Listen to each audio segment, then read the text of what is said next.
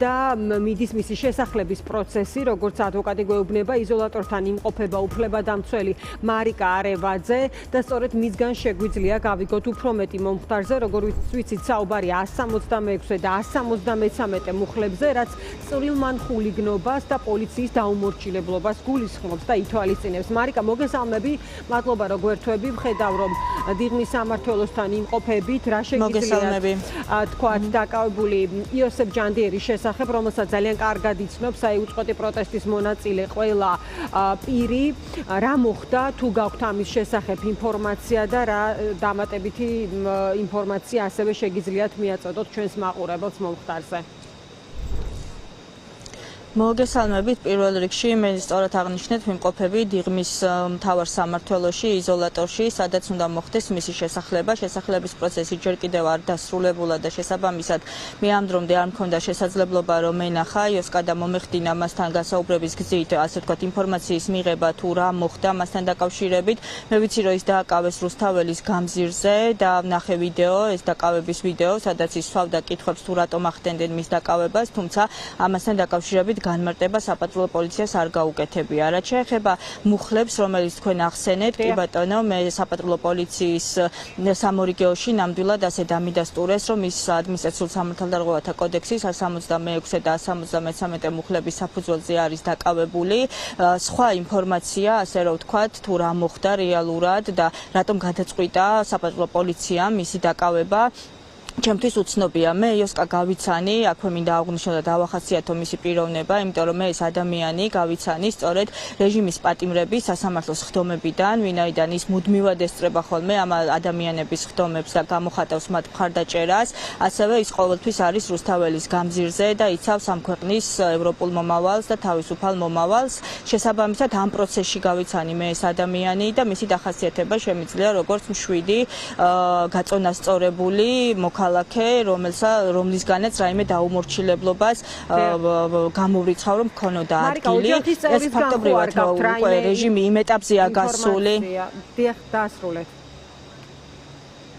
ანუ ეს რეჟიმი ფაქტობრივად უკვე გასულია ყოველგვარი სამართლებრივი ჩარჩოდან, უკვე ისეთ ისტერიაში და ისეთი მოქმედებები ახასიათებს, აი ახლა თუნდაც პირდაპირ ეთერში რომ მომადგეს საპატრულო პოლიცია გადაწყვიტოს ჩემი დაკავება და შემდგომ კითხვა დაუსვა თუ რატომ ხდება ჩემი დაკავება, შეიძლება პოლიციისადმი დაუმორჩილებლობად გააფორმონ და აი ამ ფორმატით აგრძელებენ უკვე საქმიანობას ფაქტობრივად და გასულები არიან კანონის ყოველგვარი ჩარსტოსგან. მე კიდევ ერთხელ ვამბობ, რომ თვითონ იოსკასთან გასაუბრების შესაძლებლობა არ მქონია. როგორც კი დასრულდება შესახლების პროცესი, კი მოდის ოღონდ ესეც ძალიან გაიწელა, ამდენი ხანი არ უნდა დასჭირვებოდა ამ ყველაფერს. საუბრებოდით კონკრეტულად მომხდარზე, რაღაც ამ ვიდეოში ნახა, ყველამ დარწმუნებული ვარ სოციალურ ქსელში, რაღაც ერთ მონაკვეთში გინების ხმაც ისმის და აი რა უძღოდა, ვთქვათ, ამ პროცესს წინ, ამაზე ვინ შეიძლება, ვთქვათ, იყოს ინფორმაციის წყარო. შემთხვევით ასეთი ხო შეიძლება იყოს უშუალოდ მისი ოჯახის წევრი ან ვინმე ხომად დაკავებული პირი.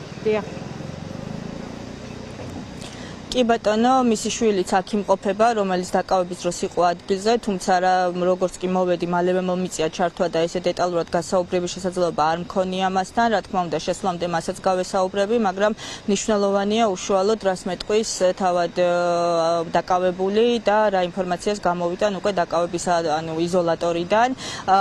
ეს ყველაფერი უბრალოდ რომ შევაჯამო, უკვე აი ლაპარაკიც კი და კომენტარის გაკეთებაც კი არის ასე ვთქვათ, გამაოგნებელი მართლა, იმიტომ რომ რეჟიმი გასულია ყოველგვარი ჩარჩოდან და ჩვენ მოქალაქეები, პოლიტიკური პარტიები და მათ შორის ჩვენ კოალიცია ცვლილებისთვის, ამ ჩვენს პრინციპულ ბრძოლას ვაგრძელებთ იმისთვის, რომ ადამიანის უფლებები ამ ქვეყანაში დაბრუნდეს, კანონის უზენაესობა დაბრუნდეს, თვითნებურ დაკავებებს არ ქონდეს ადგილი და ადამიანები იზოლატორებში არ ატარებდნენ ღამეებს და დღეებს აბსოლუტურად უსაფუძვლოდ. ეს ყველაფერი შესაძლებელია მოხდეს მხოლოდ თანმიმდევრობით, მხოლოდ პრინციპული ბრძოლით და მხოლოდ არ თანამშრომლობით, რომელსაც ჩვენ ვახდენთ მოქალაქეებთან, რუსთაველის პროტესტთან, რეჟიმის პატიმრებსა და მათ ოჯახის წევრებთან ერთად და 8 პარტია, რომელიც არ თანამშრომლობის ფორმატში ვართ გაერთიანებული იმისთვის, რომ შევძლოთ და ერთობლივი ძალებით ყველა იმ სუბიექტთან ერთად, რომელიც ჩამოვთვალე, დავაბრუნოთ ამ ქვეყანაში კანონის უზენაესობა, საერთოდ დავიბრუნოთ ეს ქვეყანა, იმიტომ რომ ქვეყანა გასულია ფაქტობრივად კონსტიტუციური ჩარჩოდან. კარგი, მაყურებელს მინდა კიდევ ერთხელ ვუთხრა, ვინც ახლა ჩართო ტელევიზორი, რომ დაკავებული აქტივისტი და უწყვეტი პროტესტის მონაწილე იოსებ ჯანდიერი ის ცოტა ხნის წინ რუსთაველის გამზირზე დააკავეს ადმინისტრაციული წესით და ადვოკატმაც გავრცელა ინფორმაცია, რომ საუბარია 166 და 173 მუხლებზე, რაც წავილმან ხულიგნობას და პოლიციის დაუმორჩილებლობას გულისხმობს. მარიკა, შესახლებაზე ამბობდით, ეს პროცესი რაღაც გარკვეულ დროს ითვალისწინებს ხადია და ამის შემდეგ თქვენ როგორც ხედავთ, დაზუსტებული ინფორმაცია გექნებათ მომხდართან დაკავშირებით ადამიანის შესახებ, რომელიც არის პირველივე დღიდან უწყვეტი პროტესტის მონაწილე, ხომ? 250-ზე მეტ დღეზე არის უკვე საუბარი. აი ამაზე რა შეგიძლიათ გითხრათ და მოგვიანებით შესაძლოა ისევ დაუბრუნდეთ ჩვენ ამ საკითხს თუ ჩვენი ეთერის პერიოდში დატოვებთ თქვენ იზოლატორს.